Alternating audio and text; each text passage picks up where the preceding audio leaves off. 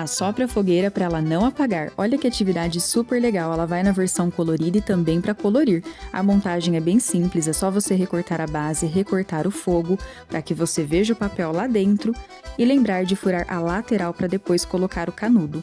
Fure também o topo do copo para ter vazão de ar, aí é só colar na lateral e vir com os pedacinhos de papel picado, aqui eu coloquei pedacinhos de papel crepom. Feche o copo, fure ele para colocar o canudo com o biquinho da cola quente e aí é só assoprar para sua fogueira não apagar.